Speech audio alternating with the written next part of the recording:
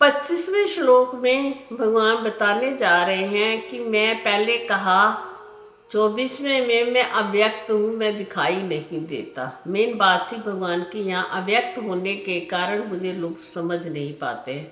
अब इस श्लोक में भगवान कहते हैं नाहं प्रकाशा सर्वस्य योग माया समावृतः मूढ़ोऽयं नाभिजानाति लोको माम मजमव्ययम्।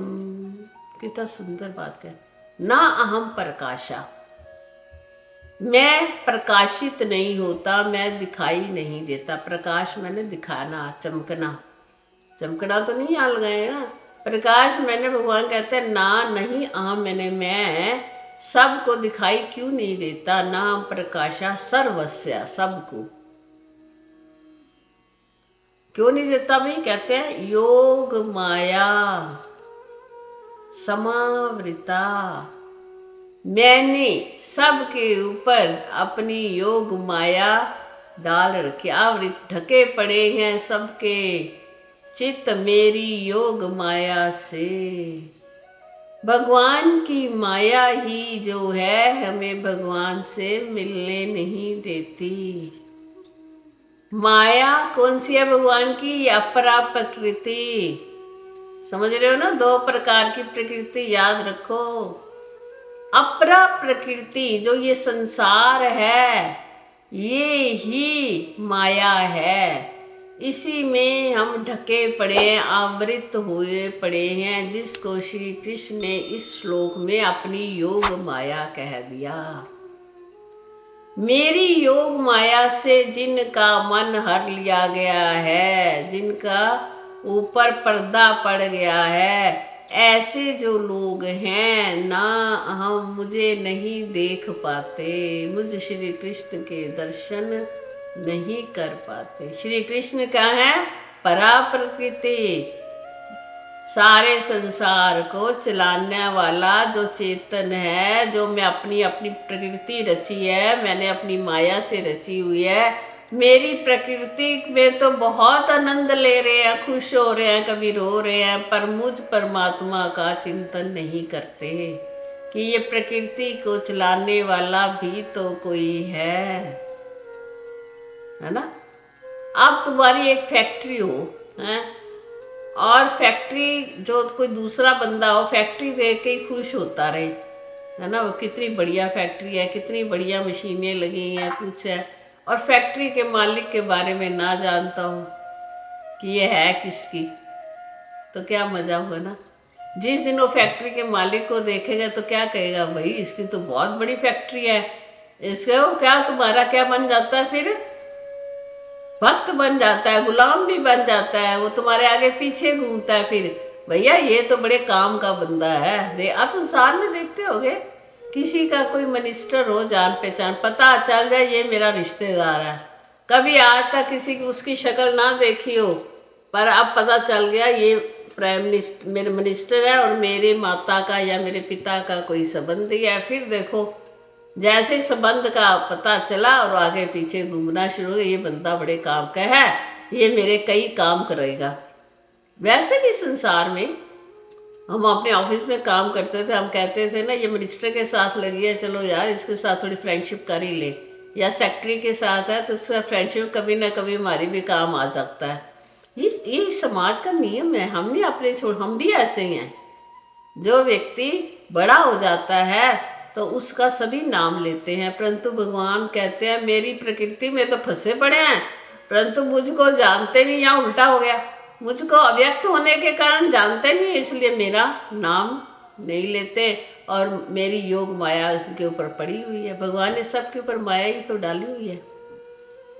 भगवान की माया बहुत प्रबल है, जिससे कह सकते हैं आवरण है, ज्ञान नहीं आता है जीव को। आवरण को दूर करने के लिए ज्ञान चाहिए, है ना। परमात्मा के निकट बैठने के लिए उपासना चाहिए, और परमात्मा की प्राप्ति के लिए भक्ति चाहिए। तीनों में भेद है ना।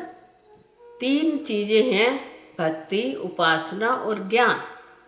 ज्ञान से क्या होता है, हमारा आवरण उतरता है। आवरण क्या होता है, जो हमने अपने ऊपर अध्यारोप कर रखा है, अविद्या जिसको कहते हैं। अविद्या का नाश ज्ञान से ही होता है। हम हैं कुछ और, अपने आप को जानते कुछ और हैं। हम चेतन ब्रह्म हैं और मानते ये शरीर है। यही आवरण है, यही योग माया है परमात्मा की। जिस दिन हमको अपने स्वरूप का ज्ञान हो जाएगा, अहम ब्रह्मस्मि का ज्ञान जिस दिन हमें हो जाएगा, उस दिन हमारी ये योग माया भी दूर हो जाएगी, क्योंकि ज्ञान आ गया। अरे ये तो कुछ था ही नहीं, मैं ऐसे ही फंसा रहा सारी जिंदगी। पर कई बार आता है जब सब कुछ खत्म हो चुका होता है, जब ना हमारे शरीर में बल है, न ताकत है, जब समझ में आई तब हम उसकी आराधना भी कर नहीं पाते। तो भगवान ने कहा ना आम प्रकाशा, मैं प्रकाशित नहीं होता, जो कि अपनी योग माया के कारण ही मैंने अपने आप को ढक रखा है, मैं दूसरों को दिखता नहीं हूँ।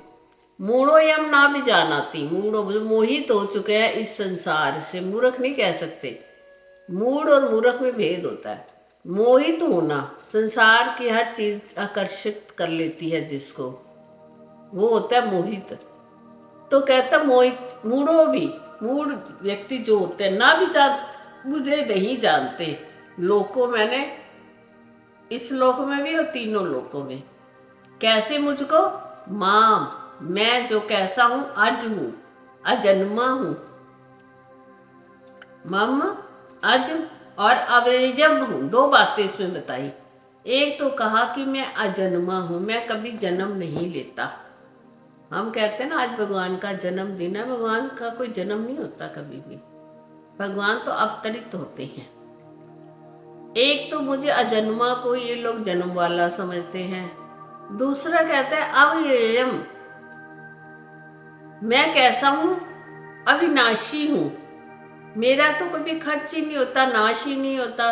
ये मुझ अविनाशी आत्मा को नाशवान जानते हैं कि इसका भी नाश हो रहा है, साथ साथ ये भी क्षण क्षण परिवर्तित हो रही है।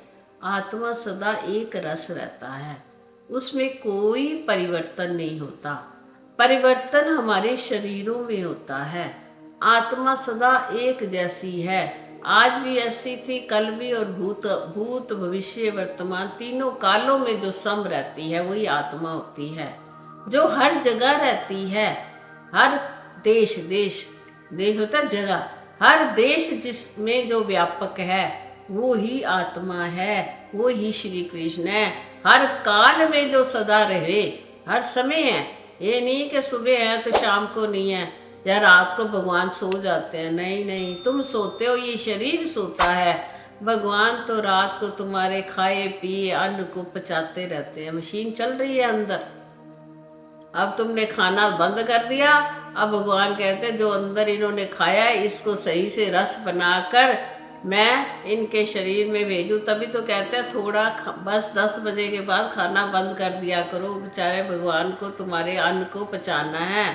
पचाम्यम चतुर्विधम, जिस प्रकार के 4 प्रकार के तुम चोषे भोज बख्शे, जो 4 प्रकार के रस खाते हो ना सारा दिन, वो भगवान बैठकर रात को जठरा अग्नि से पचाते हैं। ये शरीर सो जाता है तो भगवान कहते हैं अब मेरा काम फिर शुरू हो गया, इसके खाए पिए को हजम करना। तो भगवान तो अजन्मा है, ना तो जन्म लेते हैं, ना उनका कभी कोई नाश होता है। वो हर देश में है, हर काल में है और हर वस्तु में है। देश काल वस्तु, यही आत्मा की अपनी विशेषता है, जो हर जगह रहे, जो हर समय रहे, हर वस्तु में रहती है, उसको आत्मा कहते हैं। इससे भिन्न जो आज इस जगह है कल नहीं है ना, जो इस समय है उस समय नहीं। हम दिन में हो रहे हैं, जागृत होते हैं, नजर आते हैं, रात को सो जाते हैं, नजर नहीं आते ना किसी को। और जो एक चीज में है दूसरे में नहीं, वो क्या है, नाशवान है। इसीलिए जितना भी जगत आपको दिखाई देता है वो सारा नाशवान है। एक ही इसमें ऐसी चीज है वो जो तीनों कालों में हर जगह हर वस्तु में रहती है, वो मैं श्री कृष्ण हूँ। मुझको तुम ऐसा जानो तो तुम मेरे पास आ जाओगे। परंतु मैं क्या करूं, मैंने खुद ही माया डाली हुई है। मैं चाहता ही नहीं, भगवान चाहते ही नहीं, क्योंकि हमारे कर्मों का हिसाब किताब इतना गहरा है। भगवान कहते हैं जिसको भगवान सोच रहे हैं कि इसके कर्म कम है, उसको फिर हमारे मार्ग भी दिखा देते हैं। कर्मों के द्वारा तो हम घुमाए जा रहे हैं ना। भगवान ने इसलिए हमारे पे अपनी योग माया जो है वो डाल रखी है। जिस दिन भगवान की योग माया समझ में आ जावेगी कि ये भगवान की अपनी बनाई हुई है, तो उस दिन ही हमारे को जागरूकता आ जाएगी। और माया से बचने के लिए जो जो हमारे वेदों में, शास्त्रों में, पुराणों में जितनी बातें कही जाती हैं वो साधन हमें करने पड़ते हैं। जीव को साधन के बिना साधक बनेंगे, साधना करेंगे तो उस परम पिता परमात्मा को हम जान सकेंगे। वैसे हम उस परम पिता परमात्मा को जान नहीं सकते हैं। हरि ओम तत्सत।